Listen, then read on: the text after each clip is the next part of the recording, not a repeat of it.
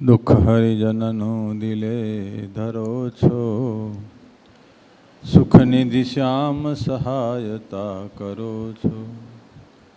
તદપિ ભજન જે કરે ન ભાવે, વહી નર જાતિ કુજાતિ તે કહાવે. ઈષ્ટદેવ નિજ મંદિરમાં બિરાજમાન વાલા વાલા હરિકૃષ્ણ મહારાજ લક્ષ્મણ દેવ ધર્મભક્તિ વાસુદેવ તથા આજે પૂનમ સત્રના યજમાન એસજીવીપી ગુરુકુળ પૂજ્યપાદ બાલકૃષ્ણદાસજી સ્વામી, શ્યામ સ્વામી આદિ તમામ બ્રહ્મણી સંતો, વાલા ભક્તજનો, આજે પૂનમનો પવિત્ર દિવસ છે. મહારાજની આજ્ઞા છે કે પૂનમ વડતાલની પૂનમ ભરવી, આલોકમાં અને પરલોકમાં સુખી થવા માટે વડતાલની પૂનમ બહુ ફળદાયક છે. મહારાજે મંદિર 6 બનાવ્યા, પણ પૂનમ ભરવાની જો આજ્ઞા કરી હોય તો એક માત્ર વડતાલ છે. વડતાલ છે એ મુક્તિ અને ભુક્તિનું કેન્દ્ર છે. મુક્તિ માટે મહારાજે હરિકૃષ્ણ મહારાજ પધરાવ્યા છે અને આલોકની સુખાકારી માટે, આલોકના સુખ સંપત માટે લક્ષ્મણ દેવ મહારાજે પધરાવ્યા છે. એટલે વડતાલની પૂનમનો બહુ મહિમા છે. આજે લાખો હરિભક્તો પૂનમના દર્શન કરવા માટે આવે છે, દૂર દૂરથી દેશાંતરોથી આવે છે અને પોતાની મનોકામના પૂર્ણ કરે છે. આજ્ઞા અને ઉપાસનાનું કેન્દ્ર હોય તો એ પણ વડતાલ છે. કાલ સ્વામીએ વાત કરી હતી એમ, અહીંયા હરિમંડપમાં બેસી અને આપની જે આચાર સંહિતા શિક્ષાપત્રી, આને બંધ કરીને બંધ કરી દો.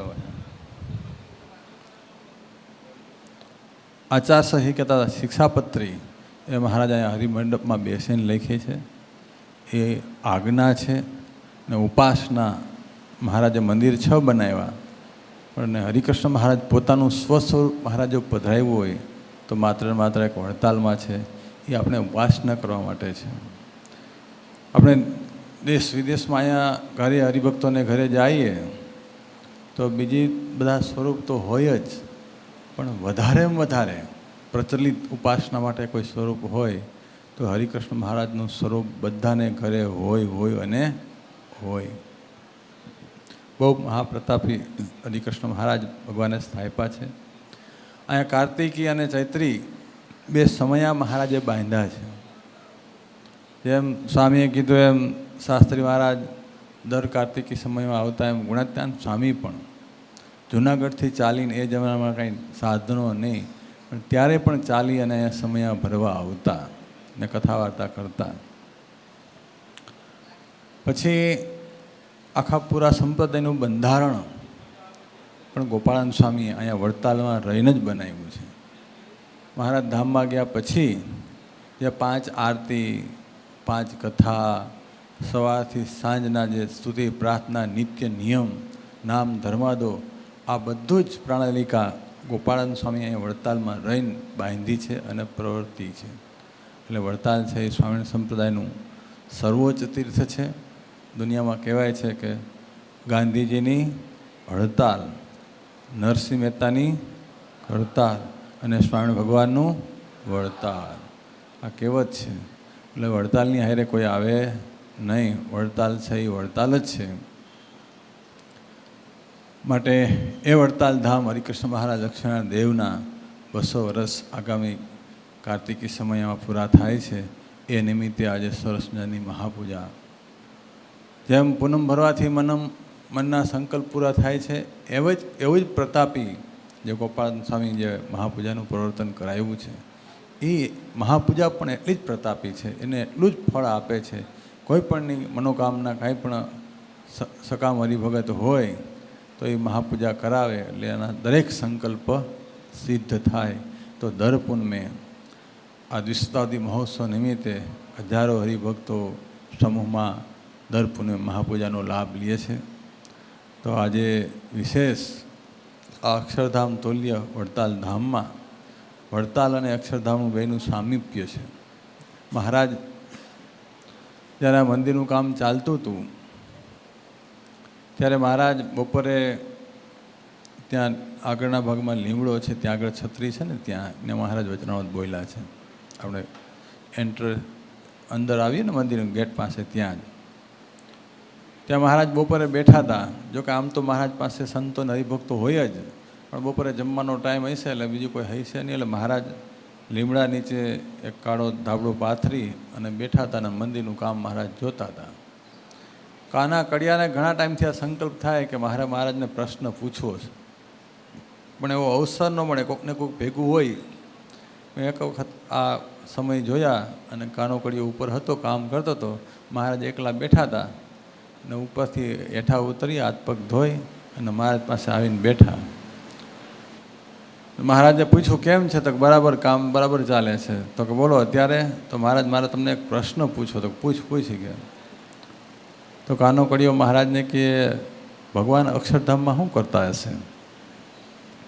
મહારાજ કે અક્ષરધામમાં મહારાજ એક લીમડા નીચે કાળો ધાબળો પાથરી અને બેઠા છે અને મંદિરનું નિરીક્ષણ કરે છે. કાનો કડિયો કે મહારાજ, હું આ વડતાલની આ મંદિરની વાત નહીં કરતો, હું અક્ષરધામની વાત પૂછું છું. તમે અક્ષરધામમાં મહારાજ શું કરતા હશે?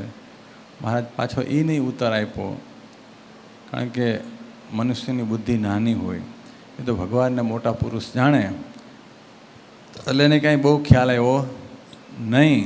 પણ સંતોને પૂછ્યું ત્યારે એને ખ્યાલ આવ્યો કે મહારાજ કહે છે એ બરાબર કહે છે. અક્ષરધામ જ્યાં મહારાજ બેઠા છે એ જ અક્ષરધામ છે ને એ જ અક્ષરધામનું મધ્ય છે.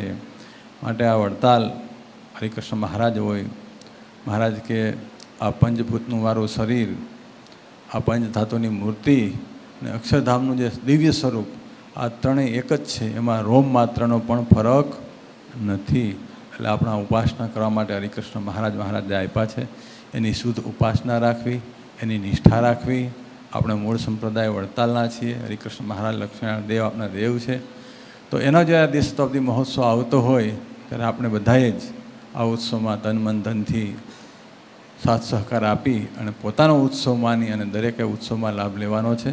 બસ સ્વામીને જેટલો આભાર માનીએ એટલો ઓછો છે. પૂજ્યપાદ માધવપ્રિયદાસજી સ્વામી અને પૂજ્ય બાલ સ્વામી વડતાલ સંસ્થામાં ગમે ત્યારે કાંઈ પણ નાનું મોટું કાર્ય હોય, જ્યારે જરૂર પડે ત્યારે ખડે પગે એક થાંભલા તરીકે ટેકો કરે છે. અને બહુ વડતાલનું સ્વામીને મહત્ત્વ છે. અને હું જોઉં છું વર્ષો થયા અહીંયા ઇન્ડિયામાં હોય ને એકાદશીએ શણગાર આરતીમાં ન આવે એવું સ્વામી બને જ નહીં. એકાદશી શણગારની આરતીમાં સ્વામી અચૂક શણગાર આરતીમાં હોય અને હોય. આ બહુ અઘરું છે, બહુ અઘરું છે. હમણાં થોડો વર્ષ 2 વર્ષ તો શ્રદ્ધા રહીએ, પણ કાયમી શ્રદ્ધા રાખવી, કન્ટિન્યુ શ્રદ્ધા રાખવી બહુ અઘરું છે. કારણ કે સ્વામીને આ એકાદશીનો નિયમ સાચવવા માટે કેટલા નકર બીજી શિડ્યુલ સ્વામીનો છે, પણ તોય છતાં એ પોતાના શિડ્યુલ સેટ કરી અને દર એકાદશીએ મહિનામાં 2 વખત તો ચોક્કસ આવું દર્શન કરવા એ બહુ મોટો અમને પણ લાભ છે. અને સ્વામી વડતાલ સંસ્થાની મા તરીકે બહુ સરસ મજાની મદદ કરે છે નાના મોટા કાર્યમાં. બસ હરિકૃષ્ણ મહારાજ લક્ષ્મણદેવને પ્રાર્થના કરીએ કે સ્વામીનું તબિયત સારી રાખે અને આવા નવા ઉત્સવ દ્વારા તમને બધાને પણ આવો નવો લાભ અપાવતા રહીએ એવી હરિકૃષ્ણ મહારાજ લક્ષ્મણદેવના ચરણોમાં પ્રાર્થના. બધા ભક્તોને ભાવથી જય સ્વામિનારાયણ.